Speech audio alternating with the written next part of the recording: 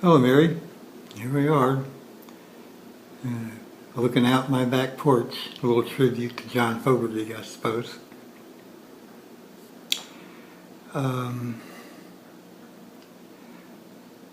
looking at quite a few videos on YouTube here lately and a number of websites about the history of India and when certain things happened, when certain people lived, and when certain scriptures came about, sutras, such as the Vedas,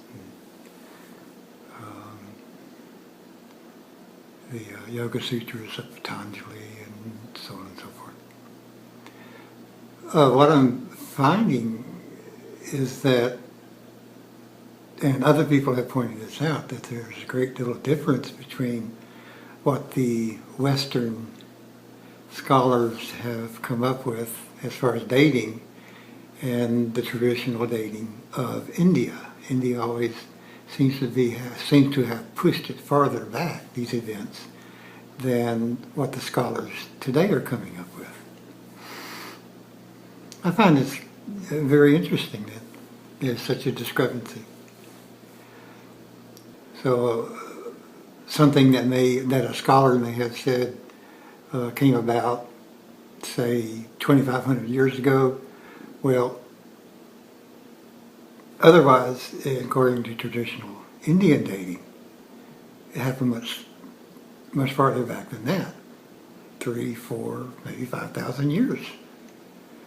Part of the problem is that I've yet to see when an expert speaks, a historian, acknowledging the verbal tradition behind it. And the verbal tradition could have lasted, a couple thousand years before it was written down in Sanskrit. So there's that to consider. So there's good reason for it.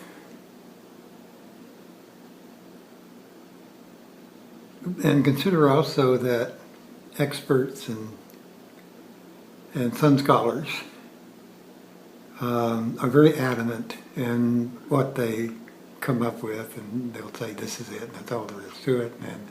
And then a few years down the road, some little new piece of information will come in. They'll sort of have to revise, their estimates. I think this is probably a holdover from the Victorian era, when arrogance ruled the way, not truth. And also, I think the Scopes monkey trials, science, evolution versus creation, I think that may have played into some of the attitudes still among scientists today. So it's understandable.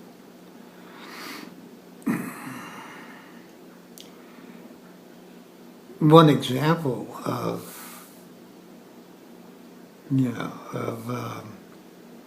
being mistaken, for example, is the Titanic. When the Titanic sank, all of the survivors in the life rafts said that the nose went down and the stern broke off and fell into the ocean. So you had two pieces going down into the ocean. And all the experts said, no, that can't possibly happen. So they completely dismissed several hundred eyewitnesses all at once and simply said it couldn't have happened. Well, they found the Titanic, and sure enough, there it was, broken in two pieces. Now, why did it happen? It happened because after examining bits and pieces brought up, they found that all of the rivets were substandard. If the rivets had been standard, there's a possibility the ship wouldn't have sank in the first place. But that was the reason why it broke in half. So the experts were very adamant in what they said, and they were completely wrong. And I have found that those who are most adamant about something, oftentimes, they will be the most wrong. It seems to be a law of nature. At any rate, the big one in recent years has to do with the Big Bang Theory. That, again, theorists were very adamant about this, that it began with a single point, exploded out, it will expand out, and then it will shrink back to that little point again. Well, an astronomer a few years back, started examining that and found that, no, creation just keeps expanding. It will not shrink back to that little point. Now, the contraction necessarily has to be there, but it's not to bring it back to that point. Actually, it's to maintain form. To maintain what it is. That's what the contraction is. It holds things into some kind of understandable, perceptual form. And when you get into the oneness of things, that's a very interesting situation. So, you're not going to... I found it best to take everybody's word with a grain of salt. I do tend, however, to agree with the Indians who put the earlier dates on things. I think that's more realistic than most of what the historians say. Not all. It's not cut and dry, but in many instances it would be the case. And sometimes, quite frankly, in this day of power plays and the want to control, there can be motivations behind it that have nothing to do with science. In this case, again, astronomy. For years, Pluto was the ninth planet. There it was. A few years back, astronomers had a convention, and it was decided that Pluto was no longer a planet. Pluto's a planet, as far as I'm concerned. And all the other little Plutos out there that they found, well, those are Pluto, the one that we call Pluto, that was the first one. Okay, so that would be Pluto prime. And all the other Plutos would be secondary Plutos. That's how I like to see it. But why would they even want to do that? What's the motivation about getting rid of Pluto as a planet?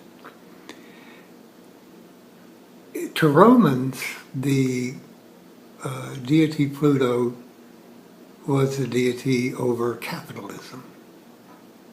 Pluto was capitalism in that time. And the push today is to do away with the capitalistic democratic system that we have, democracy and capitalism, and replace it with a purely corporate culture. That is, the state would become a corporate state.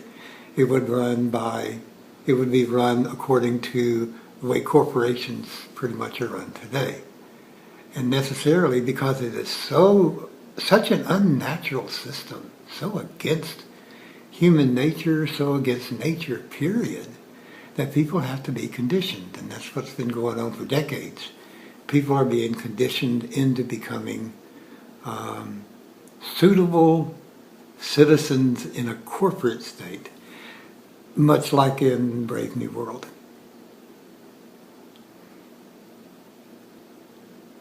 So you get rid of Pluto, and that sends a signal. Do away with Pluto. Do away with capitalism and democracy. That's the only reason I can really think that they would want to do away with Pluto as a planet. It's such a mystery, and it's this beautiful ball of ice, out there in the outer rim. And, everybody loves Pluto, and it's dark and it's mysterious and, all that.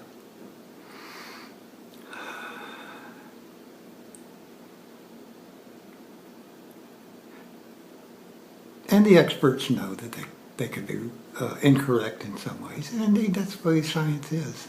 Scientists are always revising theories. So